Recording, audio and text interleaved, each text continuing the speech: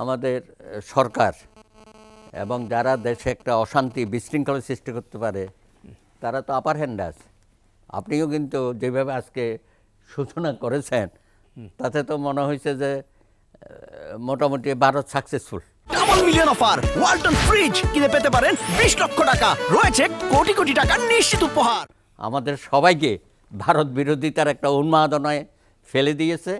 আমাদের নিজস্ব সমস্যা নিয়ে আমরা আর এখন আর আলোচনা করব না। আমাদের রাজনীতি, আমাদের অর্থনীতি, আমাদের নির্বাচন, এগুলো কোথায় চলে গেল? কিন্তু মহসিন রশিদ যে কথাটি বলেছেন যে না, শেষের দিকে আইসা বলছে যে বাঘ যে আহত হয়েছে, তারপর সে দিক বিদিক যে ছোটাছুটি করছে, সীমান্তে আসছে, আইসা হুঙ্কার দিচ্ছে। না, এগুলো কি কলকাতার একজন শুভেন্দু অধিকারের হুঙ্কার, ওই মমতা দিদি এখানে পাঠাবে,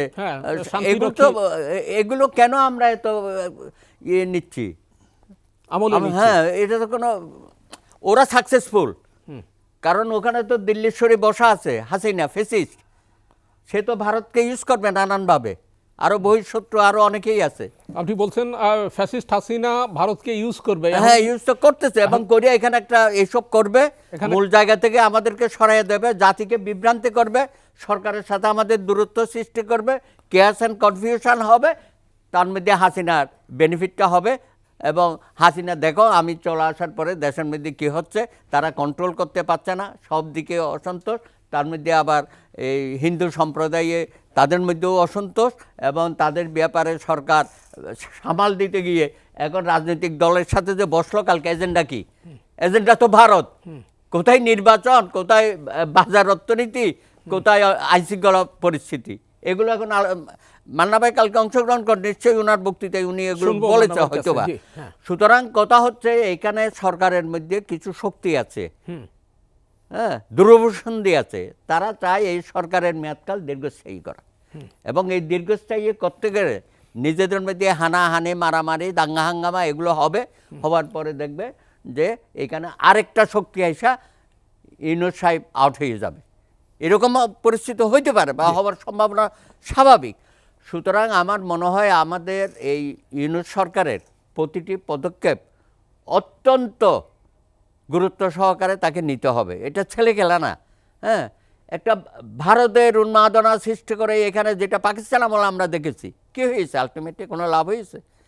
যুদ্ধ তো হয়ে গেল। এখন আবার যদি এগুলোর মধ্যে আমরা চলে যাই, আমরা তো মূল জায়গা থেকে সরে যাচ্ছি। আমাদের যে বৈষম্য বিরোধী ছাত্র গণ অভ্যুত্থানের মধ্যে আমাদের যে অর্জন, সেই অর্জন এবং জনগণের স্বপ্ন আশা, এটা বাস্তবায়িত না করে আমাদেরকে এখন অন্যদিকে ঠেলে দিচ্ছি। আমরা কটা ফ্রন্ট ওপেন করব? এতগুলো ফ্রন্ট ওপেন করলে এই সরকারের তো সামনে আমি তো মহাবিপর্যয় দেখতেছি। সরকার এগুলোর মধ্যে কেন পা দিচ্ছে? আর এখানে রাজনৈতিক দলগুলো আমরা যে দাবিটা করছি, তুমি 10টা সংস্কারে কমিশন করিয়া বসে আছো, এগুলোর কোনো আগামাতা আছে? এগুলো কি করবে? সংবিধান সংস্কারকে এই সরকার করবে না আগামী পার্লামেন্ট করবে? আপনি সেটার পেছনে লাগিয়ে দিচ্ছেন। বিচার বিভাগ সংস্কারের কথা বলছেন, আমাদের মাননীয় প্রধান বিচারপতি তিনিও বলছেন। তো আপনি বিচারপতি নীতিমালা নিয়োগ প্রণয়নের আগেই আপনি 23 জন বিচারপতি নিয়োগ দিয়ে দেন, যারা আজকে দেখা করেছে, দেখেছেন। এটা তো আমাদের কাম্য ছিল না। আমরা আশা করেছিলাম যে আপনি বিচারপতি নিয়োগের আগে নীতিমালা ঠিক করেন। সেটা এখন বলতেছে আমি বিচারপতি নিয়োগ কাউন্সিল করব। কেন এই 23 জন তাহলে নিলেন কেন? তাহলে তো আগে সরকার যা করেছে আপনিও তাই করছেন। এবং অন্যান্য ক্ষেত্র এগুলো দেখবেন, সংস্কারের আগে আপনি বলেছিলেন যে শেখ হাসিনা তার কোনো আইন সার্চ কমিটি আমরা রাখবো না। আপনি তো শেখ হাসিনার করা সার্চ কমিটির মাধ্যমেই আবার এটা করে দিলেন। এটা কি ভালো হয়েছে? একটা আপনারা দেখেন যে নির্বাচন কমিশন হয়েছে, আমরা তো খুব ভাবা দিচ্ছি, আসলে কি তাই? আপনারা দেখবেন তাদের কম্পিটেন্সি কি, ভবিষ্যতে কি হবে না হবে। তারাও তো লম্বা লম্বা কথা বলছে যে আগামী 2রা মার্চ হবে আমাদের কি ড্রাফট ভোটার তালিকা। তার মানে কি উনি আরও 2 বছর সময় নিয়ে আরও কালক্ষেপণ করবে? এত সহজ না। মানুষ কিন্তু কদিন পরে অস্থির হয়ে যাবে। মানুষের পেটে যদি আপনি তাদের চাহিদা মেটাতে না পারেন, দ্রব্যমূল্যের নিয়ন্ত্রণ যদি করতে না পারেন, আপনার এসব কথা ওরা শুনবে? আপনি জাতীয় ঐক্য করছেন, জাতীয় ঐক্য করছেন কি? ভিত্তি হচ্ছে ভারত বিরোধিতা, ভারতের উন্মাদনা, যেটা ভারতও চায়। ভারতের ফাঁদেই তো আমরা পা দিয়েছি।